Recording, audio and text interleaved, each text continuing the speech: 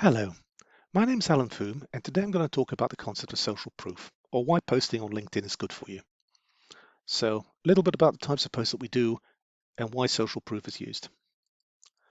Now, what is social proof? Now, this was an idea given to me by a connection of mine called Alan Ruddock. So, some of his key points with a few points that I've added are this. You can put anything you like on a CV or resume. It's just a piece of paper. But who are you really? Can you talk the talk? Can you walk the walk? Can you demonstrate that you are who you say you are? And by other people validating your claimed skills and experience. Now, you can do that by posting.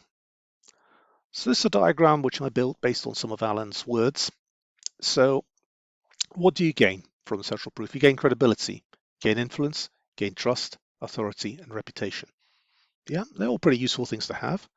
And how do you do it? Building an effective profile, posting content, particularly if it's good content, interacting with people, getting endorsements, getting recommendations. So when somebody, a recruiter or potential hiring manager, sees your CV or resume, they'll look you up on LinkedIn. What's this person really like? And this is the way you can build on that, because plenty of people send their CVs around. CVs can be written very nicely, but can you talk the talk? Can you walk the walk? By posting effectively, you can demonstrate that you can. So let's talk a little bit about profiles, and we'll talk to the other things that are there. So profile, this is a former colleague of mine, a bloke called Richard Hood, lovely guy. He's a geologist. He's since found a job with Wood Mackenzie, where he's very successful. But again, key profiles, what they must have. Summary says who you are, career record, where you've worked, skills list, what the key skills you have. Summary is a good place to put some of those as well. Your education, and most of all of these in picture. If you want a bit of amusement, there's a really good post called Crappy LinkedIn Pictures, and you can have a good laugh and make sure you're not one of them. So a nice head and shoulder shot where you look professional. Other things that are really important are recommendations and skill endorsements. I'll talk a little bit of that in a second. So the key thing here is you're showing people your QIA, qualified, interested, available. Recommendations are key because it's where somebody says this person is a good person to work with. Now you can ask your former colleagues, your managers, people who worked for you. Yeah, this guy was a really good manager. He really supported me when I was starting out, and now I'm the managing director. Yep, that sounds pretty nice, doesn't it? Your customers, this person sorted out a problem that I had and has really good customer service. Your suppliers. So they're highly valued because it confirms that you can do the job effectively. It's a public mini reference. Now you can accept, decline, but you can't edit recommendations, so you can work with someone to build that. And also, it's a good idea to recommend people who've done good work for you. So it shows that you can give as well as take. You can also endorse people for skills, but it's nowhere near highly as useful as recommendations. Thing with endorsements is people just sort of tick boxes. There's a story, I don't know if it's entirely true, middle-aged bloke with knitting in their skills list on LinkedIn and got a dozen people to endorse him for it. He couldn't knit, he just put that in there.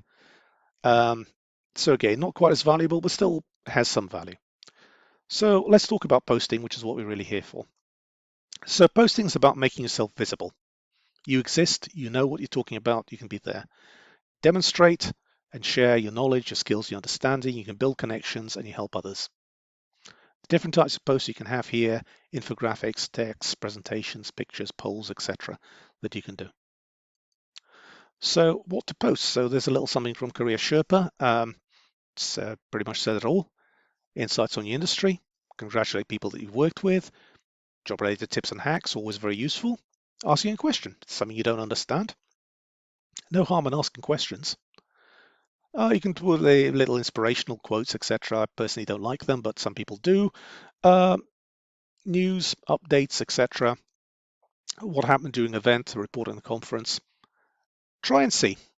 That's the best advice I can give. Something works for you, great. Something doesn't work for you, we'll stop doing it.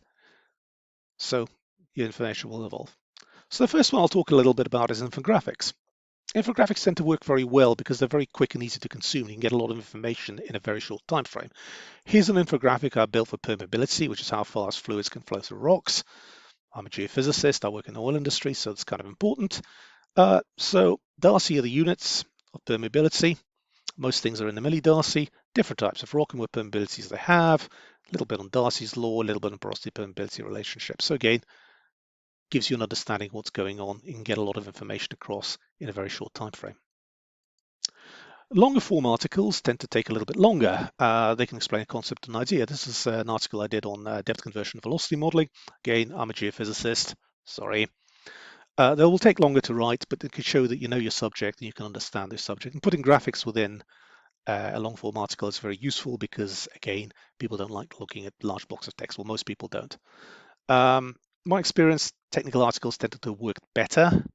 I guess that's my audience, so I need to do with what your audience does. The other thing you can do is you can post documents, PDF documents.